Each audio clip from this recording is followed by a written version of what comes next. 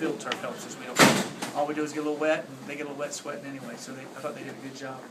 Do you like days like this, just so they can practice in different? Yeah, I do, because we're gonna have to play. There's gonna be a time we're gonna have to play in it.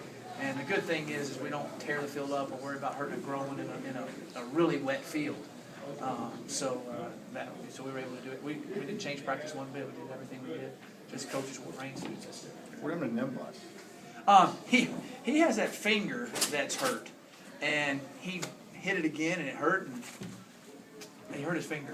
He kind of carried on for hurting his finger. Yeah, He'll well, I thought be it all looked right. like he tore his knee up or something. But he's all right. But it is painful the way it's, it's kind of like stubbing your toe really bad and it's already broke.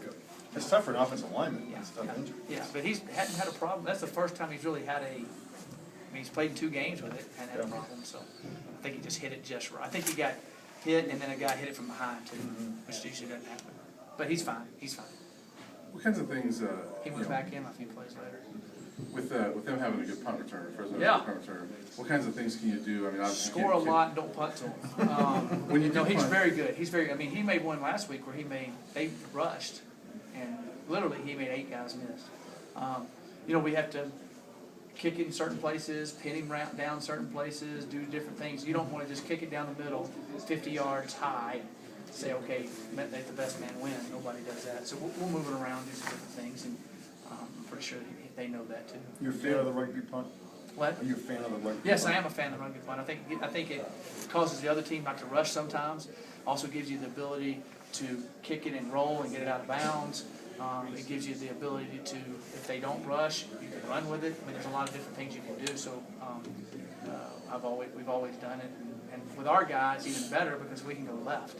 I've never been able to go left, and I've never seen. I mean, at the last game, the referees kept asking me, "He can really go left and punt it?" Because he was worried about where he was lining up. I said, "Yeah." He goes, "Well," I said, "Well, we're not going to let you know." I said, "Just back up." And so it's a good weapon for us. And Derek seems to be pretty good at being able to place the ball. So. Yes, he does. He's a really good athlete. I mean, he's a really good athlete, and so he can do it. He can do all those things. What kinds of things can you do to get to Carr? I mean, Well, they get rid of the ball so quick. He's thrown. I think he's thrown the most completions under 10 yards of any quarterback in the country the last 2 years. So they get rid of the ball so fast. The thing we have to do is tip some balls, which we've been doing. We have to, when he's going to hold the ball to have to get longer down in distances, that's when we got to get to him. But they throw little screens. So the D linemen, they can't just run by the people because then it opens up all the screens.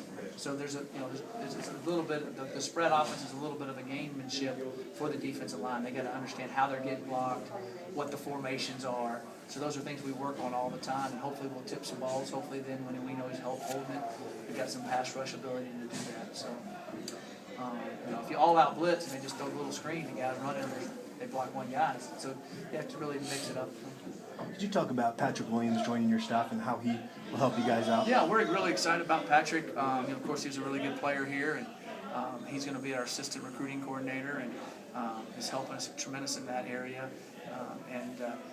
So I'm really excited about Patrick, what he brings. And, he's married to a former track star here too, so they really want to be back here. And he's from Texas, which is an area we recruit hard. So I'm really excited about Patrick being part of the staff. Yeah, being from Texas, and then you have Darian Hagan from California. When a recruit comes on campus, how much does that help? Well, I think it helped it a lot. I mean, you have a guy that was second for the Heisman. You have a guy that played in the NFL. Young men that have come from far away and been really successful and wanted to come back here and live and really love the school. So I think it's a big thing, especially when you get them on campus and they see them and meet them. What has Jared Bell done that's impressed you since you got him? No, that interception return for a touchdown was impressive. He about halfway through spring practice, really when we came back from spring break, it seemed like he clicked. About the same time Connor did.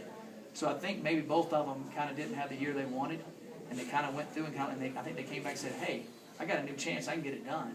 And he took his knee brace off, wasn't wearing it, and started flying around and making plays. And I said, "This kid's good." And he did it all fall, and he's been doing it all the first 2 games. So I just think he's kind of got new life, so to speak, maybe.